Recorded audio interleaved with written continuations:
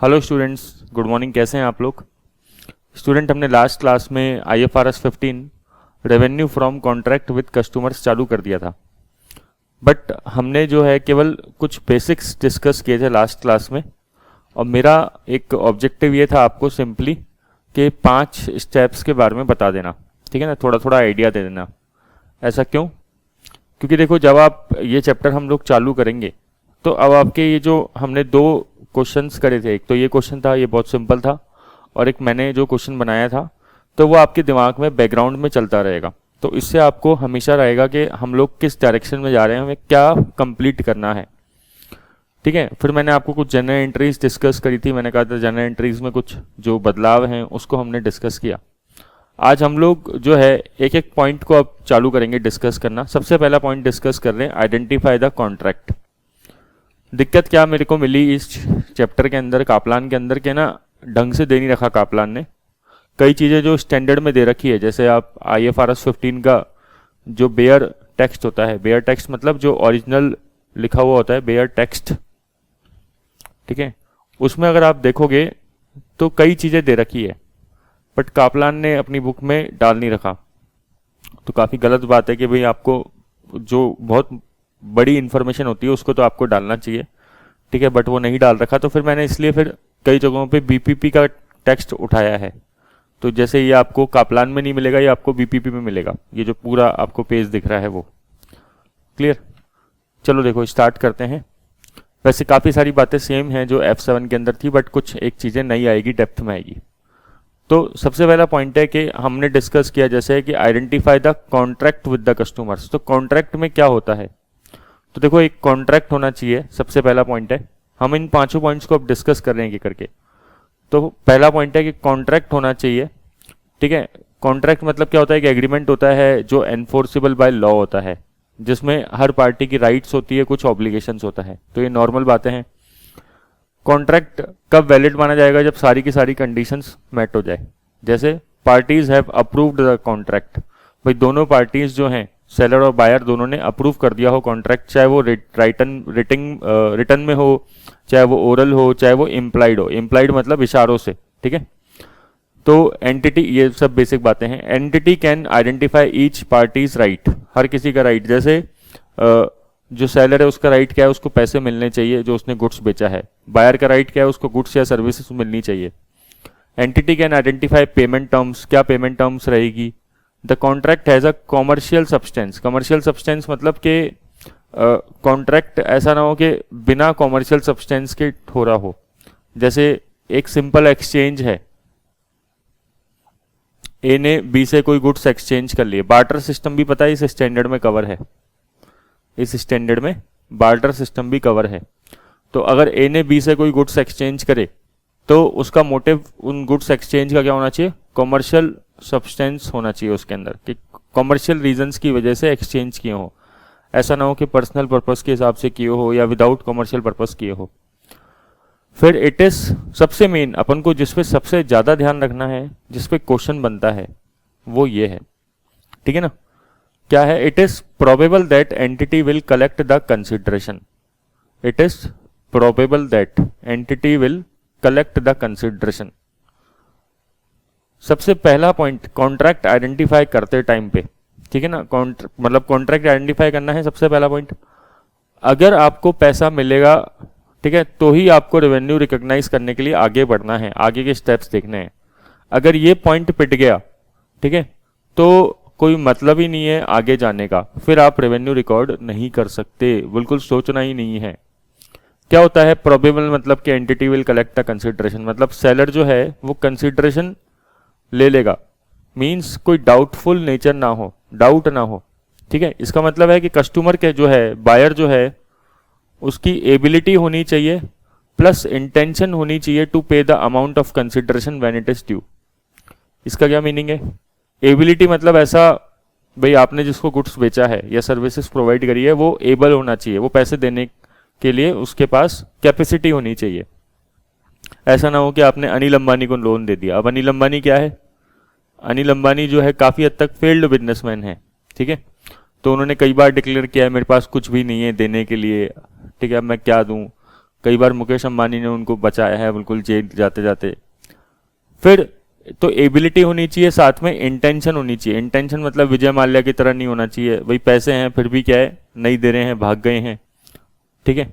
Twitter पे बिल्कुल current active है पूरे अच्छे तरीके से, एसबीआई से लड़ते रहते हैं, स्टेट बैंक ऑफ इंडिया से, कि एसबीआई की शायद 2300-2400 करोड़ रुपए बाकी है, और टोटल मिला के पता नहीं कितने 7-8 हज़ार करोड़ रुपए होंगे। ऐसे नीरव मोदी टाइप पर्सन है, नीरव मोदी के भी जो गीतांजलि ज्वेलर्स आपने सुना होगा, नीरव मोदी भी इंडिया छोड़ के जा चुके हैं, तो इनके भी क्या है 8-10 हज़ार करोड़ रुपए आसपास हैं।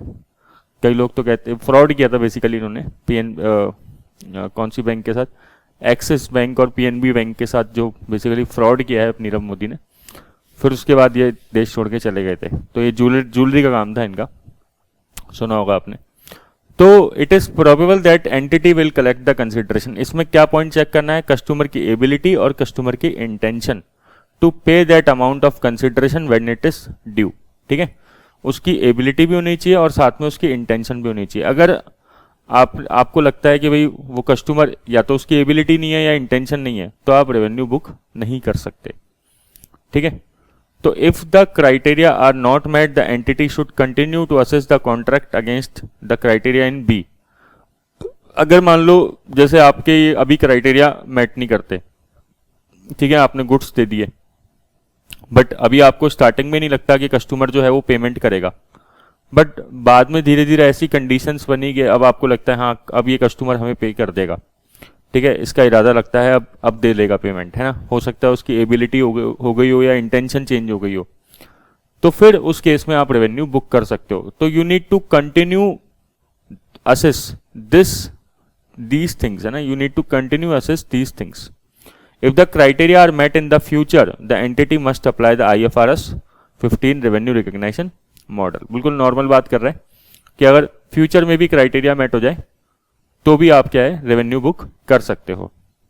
अब देखो एक मुद्दा आता है कि जैसे कल मैंने आपको बताया था कि एडवांस रिसीव हो गया, ठीक है, कि एडवांस रिसीव हो गया, if the criteria in B are not met, मतलब अभी मान लो जैसे ना यहाँ पे आपको इधर डाउट है कि कस्टमर जो है वो पेमेंट नहीं करेगा, ठीक है ना, आपको डाउट है, बट उसने थोड़ा बहुत एडवांस दे रखा है। स्टार्टिंग में वही गुड्स लेने के लिए या सर्विसेज लेने के लिए लोग आप थोड़ा सा एडवांस देते हैं, ठीक है ना, उसके बाद आपको नहीं लगता कि वो बाकी पेमेंट करेगा। तो if the criteria are not met, मतलब मान लो जैसे ये वाला क्राइटेरिया मेट नहीं होता और कंसिडरेशन जो है वो थोड़ा बहुत रिसीव हो चुका है, consideration has already been received from the customer, obviously पूरा रिसीव नहीं हुआ होगा, ठीक है, थोड़ा बहुत रिसीव हो गया, the entity should recognise the consideration received as revenue. अब मान लो कि थोड़ा सा अमाउंट रिसीव हो गया, आपने गुड्स सामने वाले को दिए 15 लाख के, ठीक है ना, आपने गुड्स बेचे 15 लाख के, और आपको जो एडवांस मिला है अभी 1 लाख मिला है, ठीक है, और आपको अब डाउटफुल है, ध्यान समझना, अब आपको डाउटफुल है कि जो आपका कस्टमर है वो पे नहीं कर पाएगा, ठीक है। हुआ क्या कि आपको 15 लाख आपने गुड्स सेल करे, आपको 1 लाख का एडवांस मिल गया, और अब डाउटफुल है कि बाकी पैसे नहीं मिलेंगे। तो पहली बात तो क्या है, रेवेन्यू बुक कर सकते हैं क्या अपनी, तो स्टैंडर्ड मना कर देगा कि रेवेन्यू बुक नहीं कर सकते, no revenue can be book, ठीक है, रेवेन्यू बुक नहीं कर सकते। दूसरी बात क्या कि सर ये 1 लाख का जो एडवांस आया है फिर इसका क्या करेंगे, मैंने कल भी बताया था आपको, इसको आप लायबिलिटी में डाल के रखोगे। तो सर 1 लाख तो मिल गए ना, इसको हम सेल नहीं दिखा सकते क्या, इसको रेवेन्यू नहीं दिखा सकते क्या? इसको दिखाने की 2 कंडीशंस हैं। अगर दोनों में से एक भी कंडीशन सेटिस्फाई हो गई तब आप रेवेन्यू दिखा सकते हो। पहली कंडीशन क्या है कि पहली कंडीशन ध्यान सुनना, 1 लाख की हम रेवेन्यू कब बुक कर सकते हैं? हम तब बुक कर सकते हैं जब ये 1 लाख अमाउंट सब्सटेंशियल हो। ये अमाउंट क्या है? सब्सटेंशियल है। साथ में कॉमा लगा रखा था मैंने, साथ में और क्या कंडीशन, ये प्लस का साइन है, साथ में क्या कंडीशन होनी चाहिए कि no obligation of seller remains. अब सेलर की कोई ऑब्लिगेशन नहीं है, अब सेलर ने जो अपनी ड्यूटी थी वो पूरी कर दी, जैसे उसको गुड्स देना था सेलर दे चुका है, उसकी और कोई ऑब्लिगेशन नहीं है। सेलर को सर्विसेज देनी थी, सेलर ने services they the, plus the amount receive is not refundable, the amount receive is not refundable. या तो हम इस केस में 1 लाख की रेवेन्यू को दिखा सकते हैं, 1 लाख को रेवेन्यू मान सकते हैं, या फिर के द कॉन्ट्रैक्ट इज कैंसल्ड,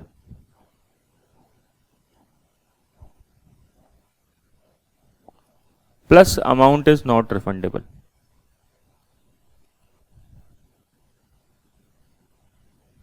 इन दोनों में से एक भी शर्त पूरी हो जाए तो ये 1 लाख की अमाउंट को हम रेवेन्यू बुक कर सकते हैं। ठीक है, कॉन्ट्रैक्ट कैंसिल मतलब दोनों पार्टीज अब मना कर चुकी है, भाई अब हम आगे डील नहीं करेंगे। ठीक है, अब कॉन्ट्रैक्ट कैंसिल हो गया है, लेकिन साथ में क्या है, अमाउंट रिफंडेबल नहीं होना चाहिए। ठीक है, तो देखो क्या लिखा है, the entity has no remaining obligation. क्या बोल रहा है, the entity should recognise the consideration receive as revenue when the entity has no remaining obligation to the customer, substantially all of the consideration has been received and it is not refundable. अब जैसे ये 1 लाख का amount है, ठीक है, 1 लाख का amount हो सकता है कि जो है एंटिटी की कोई ऑब्लिगेशन नहीं रही कस्टमर को, क्योंकि उसने जो 15 लाख के गुड्स थे वो देने थे, दे दिए। ठीक है, रिफंडेबल हो सकता है कि ना हो, बट मेन बात क्या है, क्या ये सब्सटेंशियल है? 15 लाख के सामने 1 लाख सब्सटेंशियल है? It is not substantial. तो ये वाली कंडीशन तो पूरी नहीं होती। ठीक है, या फिर दूसरी कंडीशन चेक करो, कॉन्ट्रैक्ट जो है कैंसिल हो चुका है, टर्मिनेट हो चुका है और अब अमाउंट रिफंडेबल नहीं है। तो अगर मान लो कॉन्ट्रैक्ट कैंसिल हो गया और अमाउंट रिफंडेबल नहीं है, तो भी आप क्या है, आप इस अमाउंट को आप रेवेन्यू बांध सकते हो। Otherwise the entity should recognise a liability for the amount of the consideration receive. Otherwise आपको क्या करना पड़ेगा, ये जो अमाउंट आपको रिसीव हो गया उसको आप लाइबिलिटी मान के चलोगे। ठीक है, मतलब आपको क्या ध्यान रखना है कि रेवेन्यू आप तब तक बुक नहीं कर पाओगे। सबसे मोटी बात क्या है, सबसे मेन बात कि रेवेन्यू आप तब तक बुक नहीं कर पाओगे जब तक आपको ये कंडीशन पूरी नहीं हो। सबसे मेन कंडीशन है ये, it is probable that entity will collect the consideration. Probability हो कि you will collect the consideration. अगर ये कंडीशन पूरी नहीं हो रही तो मैं रेवेन्यू बुक नहीं कर सकता किसी भी केस में। ठीक है, बट अगर एडवांस मिल गया तो एडवांस का क्या करेंगे, एडवांस मिल गया तो एडवांस का क्या करेंगे, एडवांस मिल गया तो आप क्या करो, उसको लाइबिलिटी में दिखा दो। ठीक है, बट हाँ, इस लाइबिलिटी से उस एडवांस को आप रेवेन्यू में डाल सकते हो। कब डाल सकते हो लाइबिलिटी से रेवेन्यू में? दो कंडीशन पूरी हो जाए। दो कंडीशन क्या है, पहली कि सब्सटेंशियल हो वो अमाउंट, ठीक है, कोई ऑब्लिगेशन नहीं रही सेलर की अब, और अमाउंट जो है वो रिफंडेबल नहीं है। देखो इन दोनों कंडीशंस में एक ही बात लिखी है, the amount is not refundable. भाई रेवेन्यू में तो तभी डालोगे ना 1 लाख रुपए जब रिफंडेबल ना हो। अगर 1 लाख रुपए रिफंडेबल हो गए या करने पड़ गए आपको रिफंड, तो वो रेवेन्यू कैसे डाल सकते हो? ठीक है, मैंने आपको कल भी बताया था कि मतलब लास्ट क्लास में बताया था कि डेटर्स पे प्रोविजन फॉर बैड डेप्ट कब बनेगा या लॉस अलाउंस कब बनाओगे? जब वो डेटर हो गए हैं, जब अमाउंट ड्यू हो गया है। अमाउंट ड्यू होने के बाद ही हम लोग लॉस अलाउंस या प्रोविजन फॉर बैड डेप्ट बना सकते हैं। उससे पहले अगर आपको डाउट है, उससे पहले अगर आपको डेटर्स पे डाउट है, तो आपको रेवेन्यू बुक नहीं करनी है, ये स्टैंडर्ड मना कर देता है। अगर आपने रेवेन्यू बुक कर भी दी है तो उसको आपको कैंसिल करना पड़ेगा रिवर्स एंट्री मार के। ठीक है, रिवर्स एंट्री मार के। ये है बातें। एक क्वेश्चन देखते हैं, ये क्वेश्चन किसका है, बीपीपी का। कापलान में बहुत हल्का क्वेश्चन दे रखा है इससे रिलेटेड। मैं आपको कापलान का भी क्वेश्चन दिखाऊंगा, बहुत छोटा सा क्वेश्चन है, बहुत इजी क्वेश्चन है। और कापलान में ये सारी बातें नहीं दे रखी, यहां से मतलब ये पूरा पैराग्राफ गायब कर रखा है कापलान ने, जो मेरे हिसाब से होना चाहिए था। ठीक है, ये गलती की है उसने। चलो देखो, अब क्या है, एक क्वेश्चन है इंपॉर्टेंट, मान लो आप इसको, बीपीपी के हिसाब से मेरे को ठीक लगा, अच्छा क्वेश्चन लगा ये। कभी एग्जाम में पूछ सकता है। देखते हैं, पढ़ते हैं। Jute is a major property developer. On 1 June 2003 Jute enter into a contract with Munro for the sale of building for 3 million. तो जूट ने बिल्डिंग का बेचने का कॉन्ट्रैक्ट किया। Munro paid Jute a non refundable deposit of 1.5 lakh. Munro कौन है? Munro customer है, buyer है बेसिकली, और जूट कौन है? सेलर। ठीक है, तो मुनरो ने, कस्टमर ने हमें 1.5 लाख का नॉन रिफंडेबल डिपॉजिट दिया। हमने कितने का माल बेचा है उसको? 30 लाख का। ऑन 1 जून 2003, जिस दिन कॉन्ट्रैक्ट था उसी दिन नॉन रिफंडेबल डिपॉजिट दे दिया। And entered into the long term financing agreement with the jute for the remaining 95% of the promised consideration. भाई बाकी जो अमाउंट है उसके लिए क्या बोला उसने कि मैं तो ऐसा करूंगा आपको कि लॉन्ग टर्म फाइनेंसिंग अरेंजमेंट, मतलब मेरी किस्तें बांध दो। Long term financing arrangement basically क्या होता है? लोन होता है। ठीक है, तो 95% कैसे आया होगा? देखो ये 1.5 लाख अपॉन, आप करके देख लो, 1.5 लाख अपॉन करोगे 30 लाख को, तो 95% ही आएगा। ठीक है, 10% 30 लाख का कितना होता है? 3 लाख, और 5% कितना होता है? 1.5 लाख। ठीक है, बट ये क्वेश्चन प्रैक्टिकल बेस पे नहीं है, ये क्वेश्चन थ्योरेटिकल है। तो कुल मिला के क्या हुआ कि जो कस्टमर है उसने हमें 1.5 लाख रुपए अभी दे दिए, और बाकी के लिए क्या बोला? आप हमें लोन दे दो एक तरीके से ना, ये हम धीरे धीरे चुका देंगे। of the promised consideration. The terms of the financing arrangement are that if the Munro default, अगर ये कस्टमर डिफॉल्ट करेगा, Jute can repossess the building, वो बिल्डिंग उठा के ले जा सकता है, but can not seek further compensation from the Munro, लेकिन और कोई और कंसिडरेशन या कंपनसेशन नहीं ले सकता, even if the collateral does not cover the full value of the amount owed. ये बात समझने वाली है। क्या है कि जूट ने एक तरीके से यहां पे क्या कर रहा है, बेचारा फंस गया। जूट ने क्या किया? जूट ने बोला कि मैं तेरे से ज्यादा से ज्यादा क्या ले सकता हूं, मुनरो को बोल रहा है जूट, मैं तेरे से ज्यादा से ज्यादा ये बिल्डिंग वापस ले सकता हूं, इवन इफ अगर ये बिल्डिंग की जो वैल्यू है वो लोन की वैल्यू के बराबर नहीं है, तो भी मैं तेरे से एक्स्ट्रा कंपनसेशन नहीं ले सकता, कुछ भी अमाउंट नहीं ले सकता, बस मेरी राइट क्या है, ज्यादा से मैं वापस से बिल्डिंग ले सकता हूं।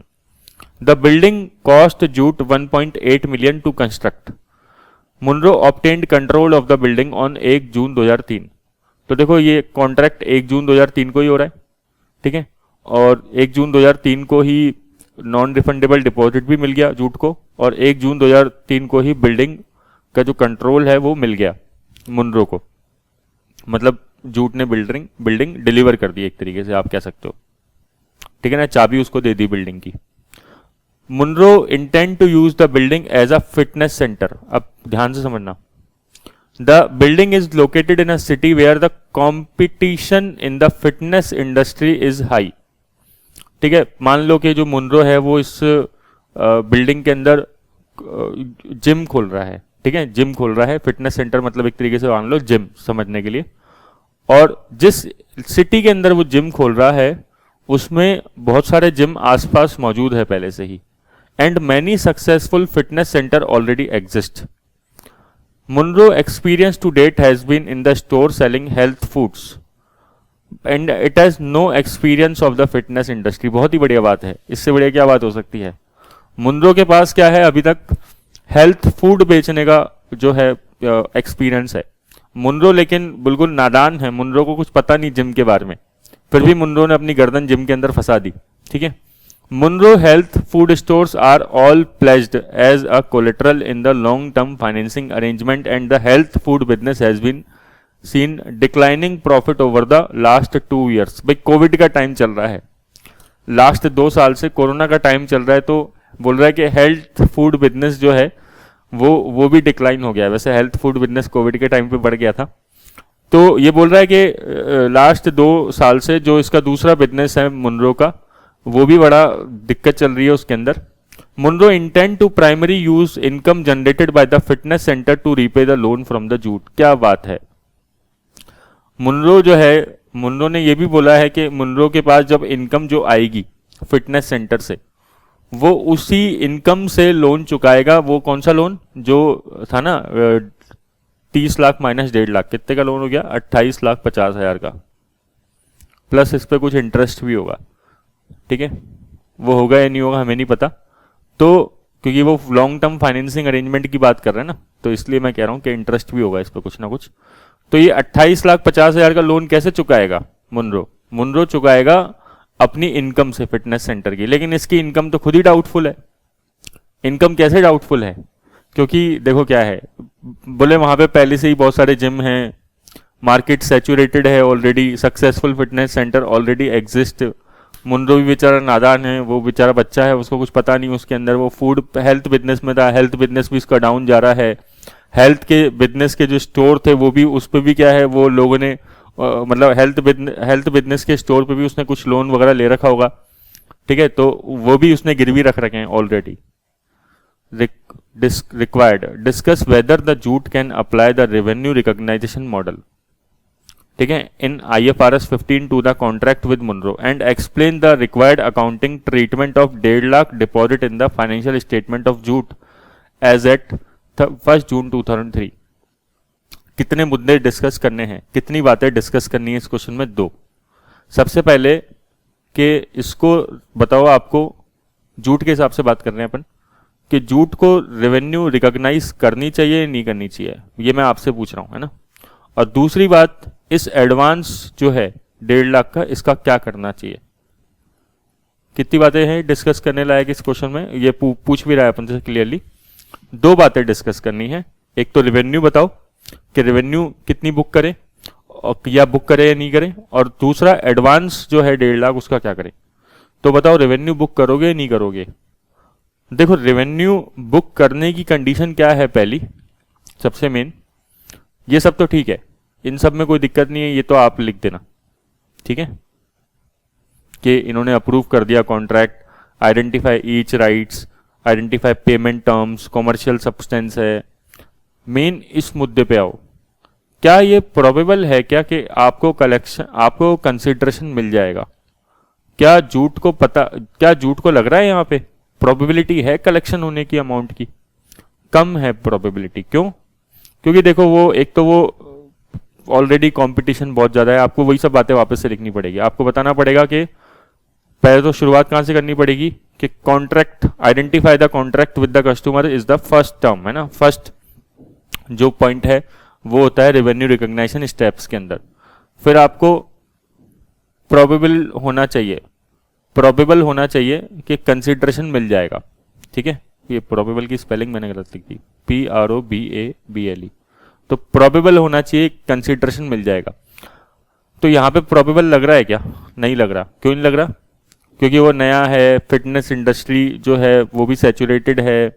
ठीक है, और वो हेल्थ फूड बिजनेस के अंदर था, और पहले से ही वो हेल्थ वाला भी बिजनेस उसका डाउन जा रहा है, और उसके जो भी स्टोर्स है वो ऑलरेडी गिरवी है।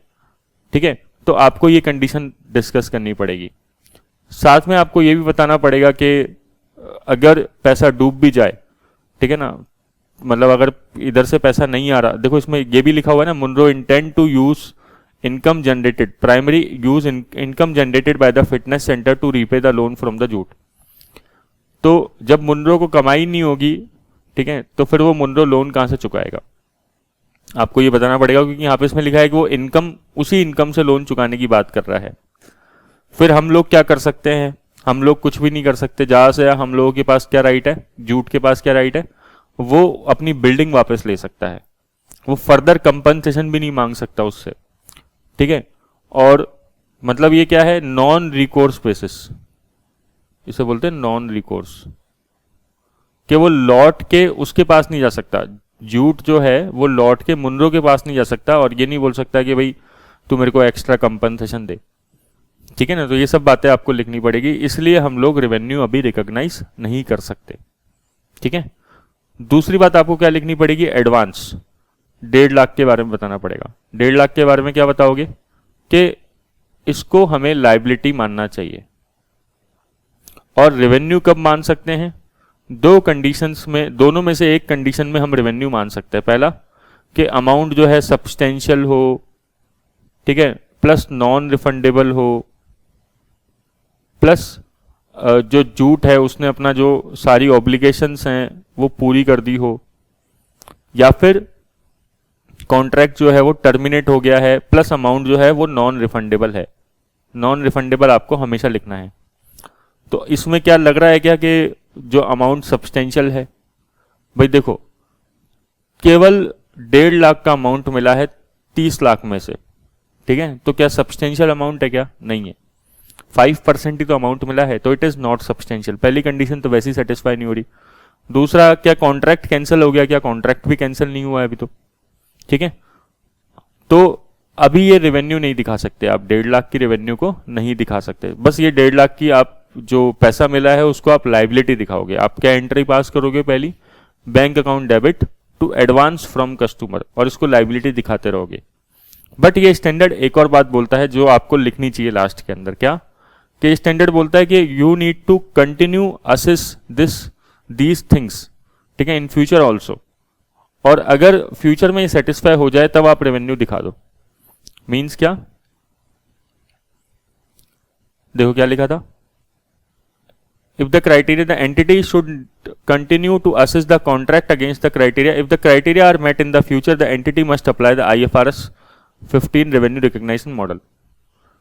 मीन्स आपको ये चेक करते रहना चाहिए कि क्या अब हो सकता है कि इसकी एबिलिटी आ गई हो। देखो अभी तक तो ये एबल नहीं है मुनरो, है ना, ठीक है, इंटेंशन तो हो सकती है बट अभी एबिलिटी नहीं है, वो जैसे उसकी इंडस्ट्री डाउन चल रही है वो सब।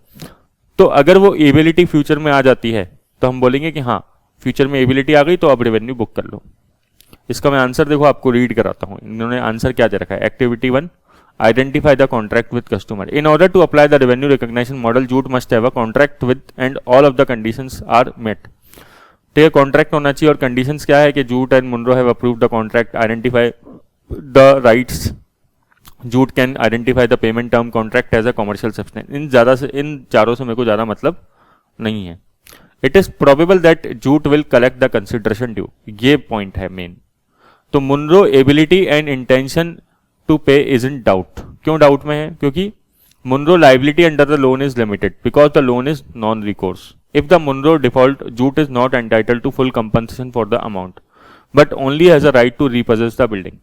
Munro intend to repay the loan which has a significant balance outstanding. जैसे यहाँ पे 28,50,000 का बैलेंस है प्लस इंटरेस्ट भी होगा। Primary from the income derived from the fitness center. This is a business facing significant risk because of the high competition in the industry and because of the Munro limited experience.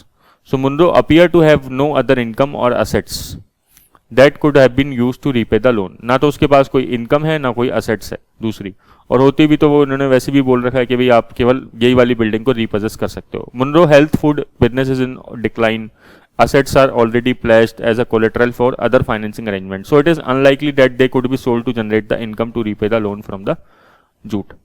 It is therefore not probable that jute will collect the consideration to which he is entitled for the exchange for the transfer of the building. The contract does not meet the criteria within IFRS 15 and the revenue recognition model cannot be applied. इसको वापस आप पढ़ लेना, कुछ भी नई बात नहीं लिख रखी है, सारी बात जो अपन ने डिस्कस कर रखी है वही लिख रखी है। In situation where the revenue recognition model cannot be applied, IFRS 15 permit the, अब ये किसकी बात करने लग गया? एडवांस की बात करने लग गया। इसने अब बात चेंज करके एडवांस पे आ गया। बोल रहा है कि कब रिकॉग्नाइज कर सकते हैं? जब सब्सटेंशियली अमाउंट हो रिसीव और अमाउंट नॉन रिफंडेबल हो, कॉन्ट्रैक्ट टर्मिनेट हो गया हो। लेकिन ये सारी कंडीशंस भी सेटिस्फाई नहीं है, तो जूट को है कि इसको अभी ये कुछ भी रिकॉग्नाइज नहीं कर सकता रेवेन्यू, और इसको नॉन रिफंडेबल डिपॉजिट को इसको लाइबिलिटी मानना चाहिए। ठीक है, क्या हमें एज इट इज आंसर लिखना है? क्या एग्जाम में एज इट इज कोई नहीं लिख सकता, ठीक है ना, ये बिल्कुल फुर्सत में लिखे हुए आंसर्स होते हैं। पूरा जो टेक्स्ट होता है ये लोग जो है वो स्टैंडर्ड में से कॉपी मारते हैं, ठीक है ना। आप अपन लोगों को कैसे आंसर देना है? एग्जाम में रट के आंसर देना है कि समझ के आंसर देना है? अपन लोगों को एग्जाम में समझ के आंसर देना है। हम लोग कोई रट के एग्जाम पास नहीं कर सकते कि आप पूरी की पूरी जो एज इट इज पूरा टेक्स्ट उठा के याद करके और रट के दे दो। इवन हम नहीं लिख सकते बिल्कुल रट के, आप क्या लिखोगे? समझ के आंसर दे सकते हैं हम लोग भी, समझे बात को। तो आपको रटना नहीं है, कभी भी इनके आंसर पढ़ के ऐसे घबराना नहीं है कि सर ये कैसे आ गया, बिल्कुल एज इट इज हम आंसर देंगे, कोई भी नहीं देता एज इट इज आंसर, है ना। इनको अगर वापस बोल दें कि खुद ही लिख लो वापस से, तो ये नहीं लिख पाएंगे, ठीक है।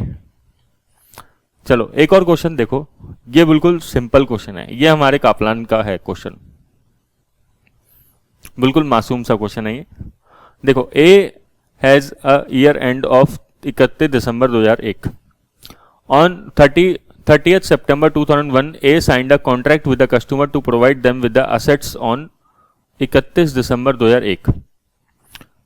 अच्छा, वैसे तो सोचते नहीं है कई लोग इतना, बट फिर भी मैं एक बात बताऊं आपको, यहाँ पे असेट्स लिख रखा है, तो ए के लिए असेट्स है, गुड्स है। ऐसा मत समझना कि ए जो है, क्योंकि देखो अगर ए के लिए मान लो ये प्लांट एंड मशीनरी है, तब तो रेवेन्यू रिकॉग्नाइज वाली बात ही नहीं होगी। लेकिन ए के लिए अगर गुड्स होंगे, चाहे वो गुड्स प्लांट एंड मशीनरी क्यों ना हो, ठीक है ना, तब रेवेन्यू की बात आएगी। समझ रहे हो, मान लो ए प्लांट एंड मशीनरी से सोल्व कर रहा है, उसके लिए वो नॉन करंट असेट्स है, तो क्या वो रेवेन्यू वाली बातें हैं क्या? नहीं, समझेगे बात को। लेकिन अगर एक गुड्स बेच रहा है, अब चाहे वो गुड्स प्लांट एंड मशीनरी हो, भाई मेरा फर्नीचर का बिजनेस है, मेरा फर्नीचर का बिजनेस है, तो मेरी फर्नीचर फिक्स असेट्स है या फिर मेरा फर्नीचर गुड्स है? 11th क्लास में पढ़ते थे ना आप लोग ये सब चीजें, ऑब्वियसली गुड्स है, तब तो रेवेन्यू रिकॉग्नाइजेशन की बात होगी। लेकिन मेरा काम एजुकेशन का काम है, मैं बच्चों को पढ़ाता हूं, और एक दिन मैं अपनी जो टेबल है उसको बेच देता हूं, तो ये क्या है मेरे लिए? फिक्स्ड एसेट्स है, मैंने फिक्स एसेट्स सेल करी, तो इसमें रेवेन्यू की बात होगी, रेवेन्यू रिकॉग्नाइज करने की? नहीं, कोई ये ऑर्डिनरी कोर्स थोड़ा है। तो ऑब्वियसली ये जो असेट्स हैं ये गुड्स हैं, ठीक है। इतना वैसे स्टूडेंट सोचते नहीं है, बट फिर भी जब हम पढ़ते हैं तो हमें एकदम से झटका लगता है सुन के, फिर हम लोग बोलते हैं नहीं नहीं ये तो गुड्स हैं इसके, ठीक है। इसलिए मैं आपको बता रहा हूं ताकि आपको कॉन्सेप्ट और क्लियर हो। Control over the assets pass to the customer on 31 दिसंबर 2001। देखो, कंट्रोल भी सेम डे पास हो गया। The customer will pay 1 million on 30 June 2002। Customer कब पे करेगा? कस्टमर जो है वो 30 जून 2002 को पे करेगा। तो ये अमाउंट ड्यू कब होगा? डेटर्स कब बनेंगे हमारे? डेटर्स बनेंगे 30 जून 2002 को, ठीक है। गुड्स कब डिलीवर हो गए? 31 दिसंबर 2001 को। By 31 December 2001 as a result of the changes in the economic climate, A did not believe it was probable that it would collect the consideration that it was entitled to। 31 दिसंबर को ही क्या हुआ? देखो, अब question में dates देखो पहले तो आप। 30 सितंबर, ये 30 सितंबर है, यहां पे 30 सितंबर को कॉन्ट्रैक्ट साइन हुआ है, ठीक है।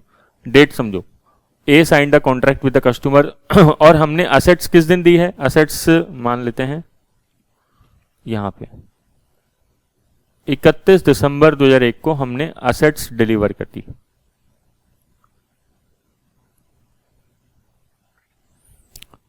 ठीक है। कस्टमर से पेमेंट कब ड्यू होगा? 30 जून 2002 को। तो चलो ये डेट मान लेते हैं 30 जून 2002, यहां पे पेमेंट ड्यू होगा। सब डेटें अलग अलग हो गई। कॉन्ट्रैक्ट साइन वाले दिन क्या एंट्री होती है? कोई भी एंट्री नहीं होती। असेट्स डिलीवर कर दी, लेकिन उस दिन डाउट नहीं है, ठीक है ना। असेट्स डिलीवर करते समय डाउट नहीं है कि सामने वाला पेमेंट नहीं देगा, उस टाइम तो लग रहा है दे देगा, ठीक है, तभी तो असेट्स देंगे। भाई मेरे को अगर पता लग गया, मैं सेलर हूं, मेरे को पता लग गया कि इससे तो पेमेंट ही नहीं आने वाला, तो मैं अपना सामान दूंगा उससे, तो मैं अपने गुड्स दूंगा, तब तो मैं दूंगा ही नहीं। तो गुड्स दे दिए, है ना, एंट्री पास कर दी होगी असेट्स देने की, क्या? Contract revenue account debit, contract assets account debit